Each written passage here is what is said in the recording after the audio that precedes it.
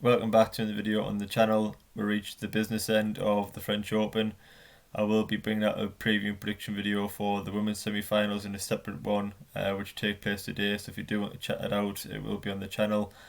But in this one, I'm going to be focusing on the two men's semi-finals. I did predict all four men's quarter-final winners correctly, which is quite a surprise. But the two semi-finals we have are Diego Schwartzman against Rafael Nadal, which is obviously a repeat of that tie in Madrid, which Diego Schwartzman won a few weeks ago, and Stefanos Tsitsipas against Novak Djokovic. So we do have two incredible semi-finals lined up, and I can't wait for Friday to see how they all unfold. So just jumping straight into the first semi-final, which will be Diego Schwartzman against Rafael Nadal, and Schwartzman's always been a player that I've thoroughly enjoyed watching. For what he lacks in size. We know how many massive servers there is in the tour, and you look at the likes of Isner and Raonic and Tsitsipas and Medvedev. Just as some of the big guys who've got 130 plus first serves, and Schwartzman's hasn't got that weapon. He doesn't win many points off the first serve, so he is at a huge disadvantage. But yeah, what a player he's been throughout his career. A real fighter on the court, real battler, got fantastic defence, movement, fitness, got every shot in the book, brilliant in the drop shots. And yeah, just plays out some incredible points. I mean, we saw it in the quarter final against Dominic team. Some of the points they played out were quite crazy. Undoubtedly match of the tournament, and arguably one of the best Grand Slam matches we've seen in a long, long time. 5-hour thriller. I think Diego done incredibly well to come through that one. Hopefully he's had enough recovery time. He has had 2 days, so he shouldn't have too much of a problem in being fresh for the Rafa match on Friday. But yeah, he was just so good in that team match. I think he was a better player for the opening 3 sets. I think you could argue he should have won the match 3-love. It made it an easy night's work, but he did seem to choke a little bit at the back end of the set. Yeah, I have to credit Dominic team, who kept in the points, and he's a Grand Slam champion now. Team, he fought his way back into the sets and actually took a 2-1 lead. But I think Diego Schwartzman was very guilty of not winning that match in straight sets. I think he was 5-2 up in the second or third. Seems like a lifetime ago that one, so I'm not sure which set it was, but I remember him having a 5-2 lead, and I think he eventually lost the set 7-5. But he battled back. He battled back incredibly well in that 4th set, took it in a tie break, and then blitzed the team 6-2 in the 5th. Looked very fresh, hitting the ball well from all angles on forehand and backhand, not making many unforced errors, and eventually broke team down, who I think was physically struggling by the end. No wonder after the exploits of the US Open win. But for Diego Schwartzman, yeah, he's got no pressure on him really. I'm sure he's fully confident going to the match after beating Rafa in Madrid, but he's obviously the huge underdog here with Rafa's record in the French and being the world number 2. I think Diego Schwartzman can go out there, fight hard, try and get every ball back that he can, counter punch well, take on Rafa from the back of the court when he feels it's right to do so, and take these breakpoint chances, try and serve out sets if he gets a chance. You've got to be ruthless against Rafa if you're going to beat him at the French over 5. That's something that he wasn't the other day against Dominic team. He got away with that one in the end in the 5th. But I think against Rafa, we've seen from Jan Sinner the other day, Sinner had chances to win set 1, 7-4, 6-5. He could have won set 2 as well. I think it was 40-15 or 4-4. Ended up getting broke and losing the set. And yeah, you've just got to take your chances against Rafa, and I think that'll be massive for Diego. I think he will get chances to win sets, but whether he's got enough Grand Slam experience and confidence in himself will remain to be seen. For Rafa, he hasn't had a huge test really so far. He had a pretty easy draw up until Yannick Sinner. Sinner pushed him in parts, especially in the first set. I think Sinner was probably out hitting and probably outplayed Rafa for large parts of that first set, but Rafa turned it on when he needed to. I remember 2 monster forehands at 6-5 to break, and he played a fantastic first set tie break, produced again some of his best tennis at the back end of the second set, and by that time he was fully warmed up, fully confident, and Yannick Sinner sort of ran out of steam, and Rafa produced some fantastic tennis in that 3rd set to reach into the Roland Garros semi-final. He's never lost to Roland Garros after reaching the semi-final, so all positive signs for Rafa. There's not really much you can say about Rafa. Obviously the conditions aren't perfect for him. You know, the courts are playing heavy and slow and seemingly quite wet, which is negating the sort of rougher spin. The forehand's got a lot of pace off this year, which is obviously his biggest weapon. I don't think he's serving fantastically well. He hasn't had a prep event, so if he does get pushed to 4 or 5 hours, you know, how will he hold up physically? Well, I'm sure we'll find out in the semis and final. There's going to be no hiding places now. He's breezed through the opening round as we all expect, but now is the real test for Rafa. You know, how much has it affected in these conditions? How much of effect is it going to have of not having a prep event? We'll certainly find out, because I'm sure he'll be tested to the max in the next couple of days. So how do I see the match going, and how do I see each player winning? In terms of Rafa, I think he needs to be ruthless from the outset. You know, against Sinner, I think he was a little bit too defensive. I think the fact that he's never played Sinner before was probably a factor in that. But I think he allowed Sinner to move up the court too easy and sort of dominate. You know, Rafa made too many short balls, and Sinner just kept stepping into the court and hitting it from side to side. We know he's got huge power. Schwartzman isn't that type of player really to step in the court and really hit many clean winners and keep the point short. I think that could work as a positive for Rafa. I think stylistically, Schwartzman's probably a better matchup for me than what Sinner is. You know, Rafa's very capable of rallying from the back of the court and winning long points on clay in particular. You know, he knows the speed of these courts, and he's got massive game experience. And I think a 5-set fight from the back of the court will only go Rafa's way. But for Rafa, I think it's important that he gets his first serve in, use that forehand to full effect, whipping it wide, serving wide, and really just trying to keep Schwartzman on the move all the time. We know how good a defensive player Schwartzman is, how good he is at retrieving the ball. But Rafa's power that he does possess, you know, the courts are playing slow, but once Rafa gets timing the ball well on the forehand and double-handed backhand, then you know he's going to hit enough clean winners in a day to win the match. And for Diego Schwartzman, it's just more of the same. Do what you did in Madrid, get balls back, force Rafa to keep playing, try and counter punch well. And yeah, as I said, it's for Schwartzman before. I think he's going to get chances to win sets, but it's how does he do at the back end of them sets? Can he serve sets out when he's under pressure? Can he break Rafa at 4-4, 3-3? But Rafa's obviously got that massive experience. He's won this title 12 times, so he's a massive favourite in that sense. And I do see Rafa coming through this one. I think it could be a long one, but Rafa just packs the bigger punch for me off the first and second shot in the rally. I think you could keep Schwarzer on the move and really bully him into submission at times. I can't see Rafa making the same mistakes as he did in Madrid. You know, he looked quite rusty there, and he made a lot of unforced errors, trying to overhit the ball. I think as long as he's more patient, rallies more from the back of the court and sort of just bullies Schwartzman from side to side, then I do expect Rafa to take it over 5.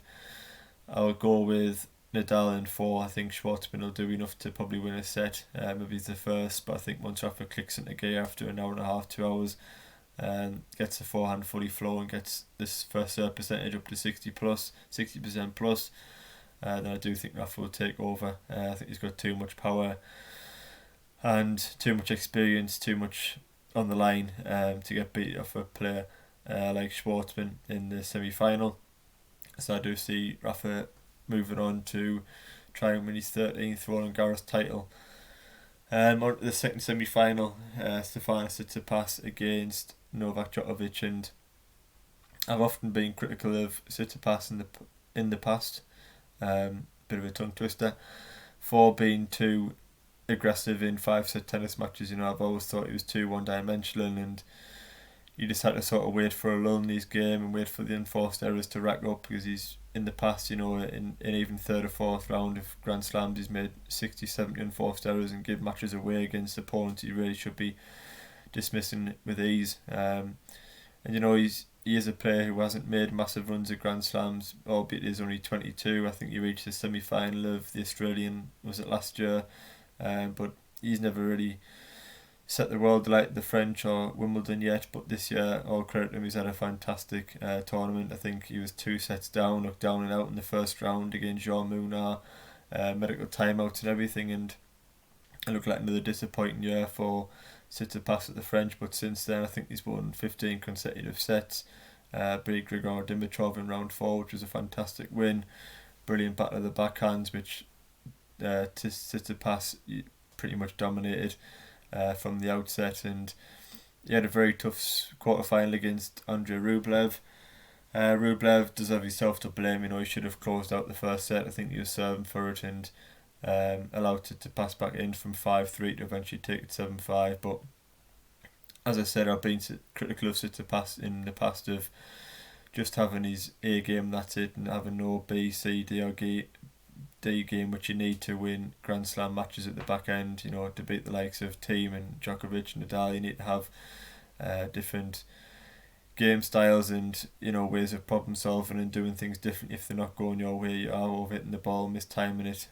You need to have switch ups, and he displayed that today. And I said on Twitter after the match that it's probably the most complete and best performance of Tsitsipas's Grand Slam career, in my opinion. I think it was 6-5 in the first set, and he threw in 2 fantastic drop shots which brought Rublev in.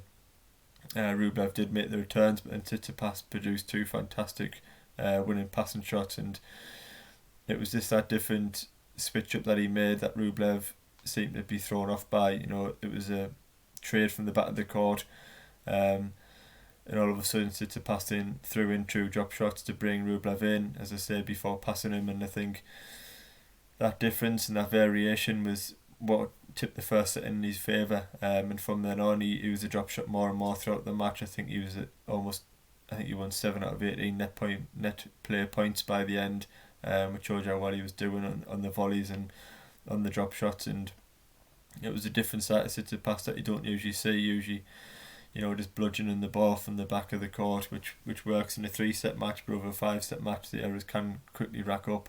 But everything about him today, he had a monster first serve. I think he served well over 65% of his first serves. His forehand and backhand looked fantastic, striking them both very well with real power, hitting lots of clean winners. As I say, his drop shots and his volume was great, and his mentality, he served the match out very well, and he recognised at big times where he needed to produce his best tennis, and he did that on every occasion. So he really stepped up, and he's going to have huge confidence, I think, going to that Djokovic match on Friday after playing, for me, his best Grand Slam tennis match ever.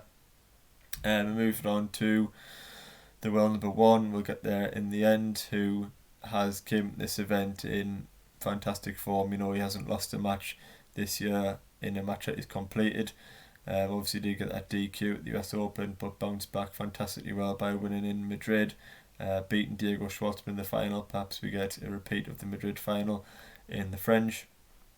And yeah, he had a little bit of a battle in the quarterfinal that I wasn't expecting. I think I mentioned in my preview that I think Carreño Busta hasn't got that killer weapon to beat Djokovic, and although he remained competitive throughout, I didn't expect him to win a set. But Djokovic came out with a massive strapping on his neck and pulling on his arm and punching himself from the off, and it was a worry at times. As a Djokovic fan, you're worried how bad the neck was. It was certainly affecting his backhand, double-handed backhand in the opening set. Was struggling to hit through the ball with the problem with the left arm. He was serving at just 40% of first serves in that first set, and did eventually lose at 6-4. And you almost think, as he cursed against Pablo Carreño Busta after what happened in the US. And all credit to Carreño Busta, he played fantastically well in the opening set, and he fully deserved it. He was the better player though for me. And I said to myself, I think Djokovic is still the big favourite at this point, but if Carreño Busta goes 2 sets up, it's going to be very, very tough for Djokovic. And it was a very nervy second set, but Djokovic seemed to warm up, but the shoulders seemed to loosen up as the match progressed, produced some very good tennis in set 2 to win it.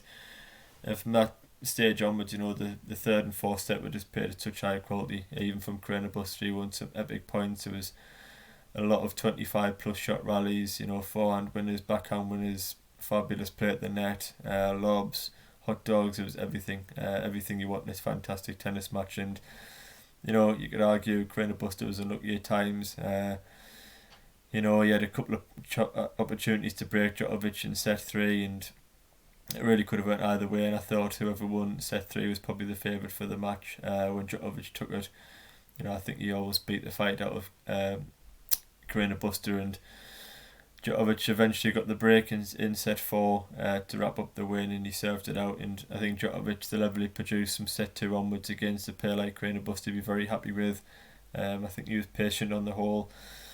The backhand, I say, wasn't at its absolute brilliant best, but I do think the left arm injury definitely had a bearing on that. The forehand looked incredibly aggressive and solid to me.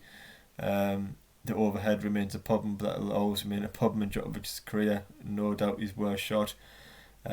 He served very well in the second, third and fourth set, I believe. In the net play, I thought was very good. He backed up the big first shot in the rally. He often came at the net to try and keep the point short, and his volleying game was incredibly good from Djokovic against Karina Buster.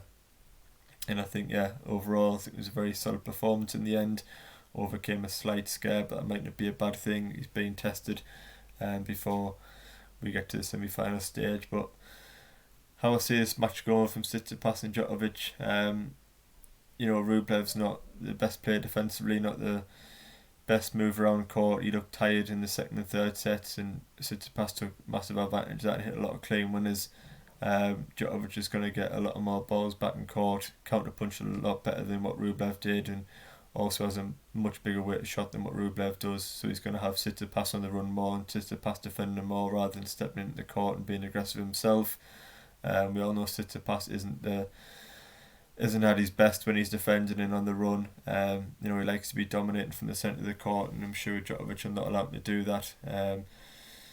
I think if Djokovic can use the slice effectively, keep the ball low and turning away from Tsitsipas and not allow him to set his feet, I think Rublev was guilty of hitting the short ball down the middle too easy and too early in the rallies and just letting Tsitsipas tee off. Djokovic isn't going to let him do that, but Tsitsipas served incredibly well.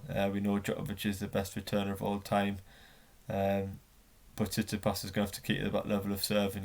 If he serves at less than 60%, he's almost got no chance of winning the match. As soon as Djokovic gets into the mode of returning like he does, then it does make it incredibly hard to hold serve. But if Tsitsipas can serve a high first serve percentage, then he's going to have a huge advantage in every point that he does get the first serve in. But I can't look past Novak Djokovic. I think he's the best player in the world by some way at the moment, with the way he's playing, with the level he produced in Madrid, his Grand Slam experience that he's got. Tsitsipas has never reached a Grand Slam final.